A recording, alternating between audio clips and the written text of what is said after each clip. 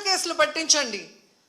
అంతేగాని ఈరోజు మీరు పూసుకొని మీరు చేస్తే మాత్రం అది కరెక్టు, వేరే వాళ్ళు చేస్తే తప్పు అన్నట్టుగా దొంగ మాటలు చెప్తూ ఎవరి మీద మా దుమ్మెత్తి పోయాలనుకుంటే ప్రజలు అన్నీ గమనిస్తున్నారు.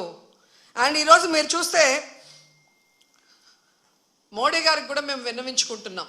మీకు భక్తి ఎక్కువ ఉంది కాబట్టి ఈరోజు తిరుమలలో జరిగింది పూర్తిగా చంద్రబాబు నాయుడు గారి ఫెయిల్యూర్. ఆయన నియమించిన అఫీషియల్స్, పాలక మండలి ఫెయిల్యూర్. సో వీరందరి మీద విచారణ జరిపించి దీనికి ఎవరెవరి నిర్లక్ష్యం కారణమో వాళ్ళందరి మీద క్రిమినల్ కేసులు వేసి వీళ్ళందరినీ లోపల పెట్టాలి. ముందు వీళ్ళందరితో రాజీనామా చేయించాలని కూడా డిమాండ్ చేస్తున్నాం.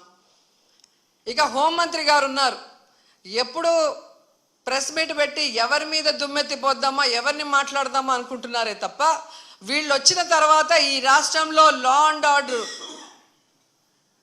ఎలా దిగజారిపోయింది, మహిళల మీద ఎలా అఘాయిత్యాలు అవుతున్నాయి, ఏ విధంగా మనుషులు చనిపోతున్నారు తోపులాట్లో పోలీసుల నిర్లక్ష్యం వల్ల, వీళ్ళకి కంట్రోల్ లేదనేది స్పష్టంగా అర్థమవుతుంది. సో ఇలాంటి వాళ్ళని హోంమంత్రిగా పెడితే ఇంకెంతమంది ప్రాణాలు తీస్తారో ఒకసారి మీరే ఆలోచించి యాక్షన్ తీసుకుంటే మంచిదని కూడా కోరుకుంటున్నాను.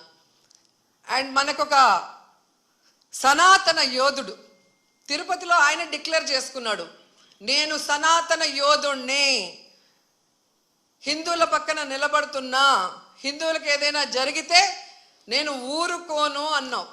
అదే తిరుపతిలో ఈరోజు 6 మందిని మీ కూటమి ప్రభుత్వం చంపేసింది. దీనికి మీరు ఏం ప్రాయశ్చిత్తం చేస్తారు? చంద్రబాబు నాయుడుతో రాజీనామా చేయిస్తారా? మీరు బాధ్యత తీసుకొని రాజీనామా చేస్తారా? లేదా చైర్మన్ తో టీటీడీ చైర్మన్తో రాజీనామా చేయిస్తారా? హోంమంత్రితో రాజీనామా చేయిస్తారా? లేదా అందరూ కలిసి కట్టగట్టుకొని రాజీనామా చేస్తారా? మీ అందరి ఫెయిల్యూరే కదా ఇది. నిజమైన సనాతన యోధుడివైతే ఇప్పుడు రా, వచ్చి మీ ప్రభుత్వంలో ఎవరెవరి నిర్లక్ష్యం వల్ల ఇది జరిగిందో వారందరి మీద క్రిమినల్ కేసులు పెట్టించుకోండి. అంతేగాని ప్రమాదవశాత్తు జరిగిందని 194 BNSS పెట్టేసి చేతులు దులిపేసుకోవాలంటే మాత్రం వదిలే ప్రసక్తే లేదు అని కూడా ఈ సందర్భంగా తెలియజేసుకుంటున్నా. అండ్ చంద్రబాబు నాయుడు ఆయన లెగ్గు మహత్యం ఏంటో కానీ ఆయన ఎప్పుడు అధికారంలోకి వస్తే అప్పుడు ఈ రాష్ట్రంలో మనం ఎన్నో చావులు చూడాల్సి వస్తుంది. గతంలో గోదావరి పుష్కరాలు ఈయన పబ్లిసిటీ పిచ్చి వల్ల ఇలాగే గేట్లు తెరిచి జనాలు తోసుకొని ఒకరి మీద ఒకరు పడి 29 మంది చనిపోయారు. మొన్న ముఖ్యమంత్రి అయిన వెంటనే ఈయన నిర్లక్ష్యం వల్ల, ఈయన వైఫల్యం వల్ల దాదాపుగా విజయవాడ వరదల్లో 60 మందికి పైగా చనిపోయారు. మళ్ళీ ఈరోజు చిత్తూరు జిల్లా కుప్పంలో ఉండగానే 6, 7, 8 ఉండి పోలీసులందరినీ తిప్పుకొని ప్రజల్ని గాలికి వదిలేశారు. మానిటరింగ్ లేదు, ఇన్ని లక్షల మంది వస్తున్నారు, వీళ్ళకి ఏం సదుపాయాలు చేశారు, వీళ్ళకి ఎలా టోకన్స్ ఇస్తున్నారు, ఎక్కడ క్యూ లైన్స్ ఇచ్చారు అనేది ముఖ్యమంత్రి పట్టించుకోడు, చైర్మన్ పట్టించుకోడు, ఎస్పీ, కలెక్టరు, అలాగే ఎండోమెంట్ మినిస్టర్ ఎవరు పట్టించుకోరు. బాగా జరిగితే ఏమో మా గొప్పతనం 30 years ఇండస్ట్రీ, 40 years ఇండస్ట్రీ అని గొప్పలు చెప్పుకుంటారు. లేదు అంటే గత ప్రభుత్వ వైఫల్యం లేదా అఫీషియల్స్ వైఫల్యం అని ఎప్పుడు ఎవరో ఒకరి మీద దుమ్మెత్తి తప్పించుకోవాలన్న ప్రయత్నం చేస్తున్నారు. ఇది సీరియస్గా తీసుకోవాల్సిన ఇష్యూ. ఈ చంద్రబాబు నాయుడు గారి వైఫల్యం వల్ల, అసమర్థ వల్లే ఈరోజు ఇంతమంది చనిపోయారు. ఆయన నియమించిన వాళ్ళు ఎవరైతే ఉన్నారో వాళ్ళందరి నిర్లక్ష్యం వల్ల జరిగింది. సో వెంటనే ఈ ఎఫ్ఐఆర్లు మార్చి తప్పు చేసిన వాళ్ళ మీద క్రిమినల్ కేసులు పెట్టాలి. లేకపోతే మేమైతే వైఎస్ఆర్సీపీ తరఫున భక్తులకి అండగా ఉండి ఆ చనిపోయిన కుటుంబాల తరఫున పోరాటం చేస్తాం. వాళ్ళకి కూడా ఎక్స్గ్రేషియా ఒక్కొక్కరికి మరి డబ్బులు 1 కోటి నుంచి 2 కోట్ల దాకా ఇవ్వాల్సిన అవసరం ఉంది. ఎందుకంటే మీ వల్లే వాళ్ళు చనిపోయారు, వాళ్ళ నిర్లక్ష్యం వల్ల కాదు. అలాగే గాయాలైన వాళ్ళకి 25 లక్షల రూపాయలు కూడా ఇవ్వాలని డిమాండ్ చేస్తూ, నిజంగా తిరుపతి అమ్మాయిగా నాకు నిజంగా చాలా బాధేస్తుంది. ఎందుకంటే నాకు తెలిసి ఇంతవరకు తిరుమల చరిత్రలో ఇలా వైకుంఠ ఏకాదశి కోసం దర్శనానికి వచ్చిన వాళ్ళు చనిపోయిన దాఖలాలే లేదు.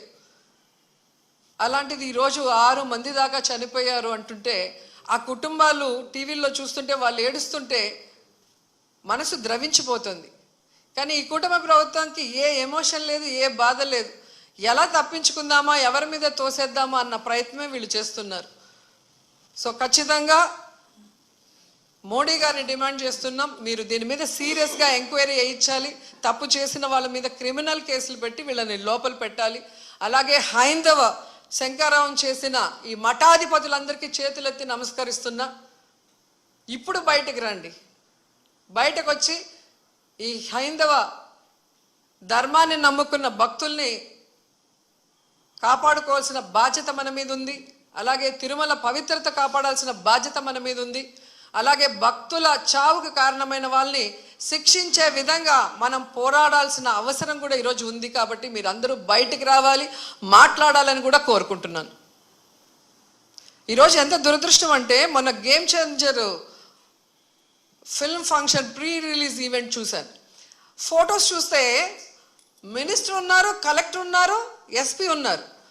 ఒక సినిమా ఫంక్షన్కి ఇంత ఇంట్రెస్ట్గా, ఇంత చిత్తశుద్ధిగా పనిచేసిన వాళ్ళు ఎందుకు టీటీడీకి సంబంధించిన వైకుంఠ ఏకాదశికి ఇంట్రెస్ట్ లేకుండా పనిచేస్తున్నారు? ఎందుకు భక్తుల సేవలో ఉండకుండా చంద్రబాబు నాయుడు సేవ కోసమే మీ టైం కేటాయిస్తున్నారని నేను అడుగుతున్నాను.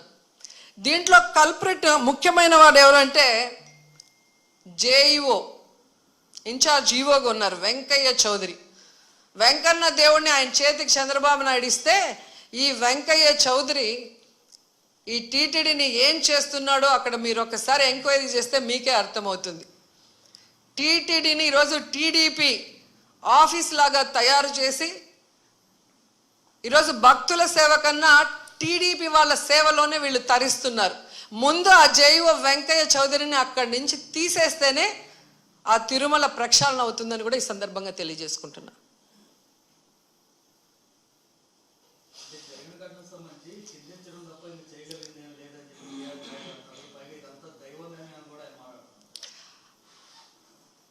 దేవుడి మీద భక్తి లేని వాడికి ఆ పోస్టు చేసే విలువ లేని వ్యక్తికి అలాంటి పెద్ద పోస్ట్ ఇస్తే ఇలాగే ఉంటుంది. ఆయన ప్రెస్ మీట్లు పెట్టి రాజకీయం మాట్లాడతాడు, జగన్ గారిని తిడతాడు. కానీ ఒక టీటీడీ చైర్మన్గా తన బాధ్యత ఏంటి, వైకుంఠ ఏకాదశికి ఎలాంటి ఏర్పాట్లు చేయాలి, ఈఓని, ఎస్పీని, కలెక్టర్ని కలుపుకొని కోఆర్డినేట్ చేసుకొని ఎలా వచ్చే భక్తులకి అన్ని సదుపాయాల్ని, సేఫ్టీని అందించాలన్న ఆలోచన ఇతనికి లేదు. ఇన్సిడెంట్ జరిగినప్పుడు కూడా హైదరాబాద్లో కూర్చొని ఉన్నాడు. ఆయన మాట్లాడిన తీరు చూస్తే తాగి మాట్లాడా, వయసు అయిపోయి మాట్లాడా నాకైతే అర్థం కాలేదు. కానీ ఎంత కేర్లెస్గా, ఎంత సిల్లీగా ఆయన మాట్లాడిన మాటలు. నేను గుడిలో ఎస్పీ కనిపిస్తే చెప్పాను, కొంచెం జాగ్రత్తగా చూసుకోండి, ఏదో గొడవలు అవుతున్నాయి అని నాకు సమాచారం వచ్చింది అన్నాడు. మరి ఎస్పీకి చెప్పిన తర్వాత ఎస్పీ కరెక్ట్గా చూసుకుంటున్నాడా లేదా మానిటరింగ్ చేయాల్సిన బాధ్యత చైర్మన్కి, బోర్డు మెంబర్స్కి ఉంది కదా. మరి నువ్వు హైదరాబాద్లో కూర్చుంటే తిరుపతిలో టికెట్లు ఏ కౌంటర్లో ఇస్తున్నారు, వాళ్ళకి ఏం సేఫ్టీ ఉంది, వాళ్ళకి ఏమి సౌకర్యాలు అందుతున్నాయో ఎలా తెలుస్తుంది మీకు? మంత్రి గారు, ఎమ్మెల్యే, చైర్మన్, పాలక మండలి, కలెక్టరు, ఎస్పీ వీళ్ళందరూ తిరగాలి. తిరుపతిలో, తిరుమలలో ఎలా ఉన్న ఏర్పాట్లు, ఏమైనా అవసరం ఉందా అని చెప్పి అఫీషియల్స్ని కోఆర్డినేట్ చేసుకోవాల్సిన పని అధికారంలో ఉన్న వాళ్ళది. అలా చేసుకోకుండా అంతా దైవేచ్ఛ. నేను ముందే అనుకున్న, ఎస్పీ గారికి చెప్పా, వినలేదు అంటే ఎవరిని ఇరికిచ్చి తప్పించుకోవాలనుకుంటున్నారో వాళ్ళే గమనించుకోవాలి. గతంలో టీటీడీ చైర్మన్లుగా పనిచేసిన వాళ్ళు కరుణాకర్ రెడ్డి గారు ఉన్నారు మనకు, అట్లాగే సుబ్బారెడ్డి గారు ఉన్నారు. ఎంత చక్కగా భక్తుల సేవలో వచ్చిన వాళ్ళకి అన్ని సౌకర్యాలను అందించి అందరూ కూడా దర్శనం చేసుకొని తరించే విధంగా ఎలా ఏర్పాట్లు చేశామో 5 ఏళ్ల కాలంలో భక్తులను అడగండి. వచ్చిన ఫస్ట్ ఇయరే మీరు ఈ విధంగా చేస్తే నెక్స్ట్ ఎలా వస్తారు భక్తులు? భయపడిపోరా? అంటే తిరుమలకి ఎవ్వరు రాకూడదు అన్నట్టుగా అప్పుడేమో ఏదో కల్తీ జరిగిందని అబద్ధపు ప్రచారం చేసి సుప్రీంకోర్టుతో అక్షింతలు వేయించుకున్నారు. ఇప్పుడు నిర్లక్ష్యంతో 6 మందిని చంపేసి అమ్మో కొండకెళ్తే ఏమన్నా అవుతుంది అన్నట్టుగా ఇప్పుడు తయారు చేశారు. అంటే తిరుమల పవిత్రతను దెబ్బతీయడానికి కంకణం కట్టుకున్నట్టుంది కూటమి ప్రభుత్వం. నిన్న జరిగినటువంటి తొక్కిసలాటకు సంబంధించి మాజీ మంత్రి రోజా కూటమి ప్రభుత్వం మీద ఫైర్ అయ్యారు. అధికారుల నిర్లక్ష్యం వల్ల ఇదంతా జరిగిందని ఆవిడ చెప్పుకొచ్చారు. సో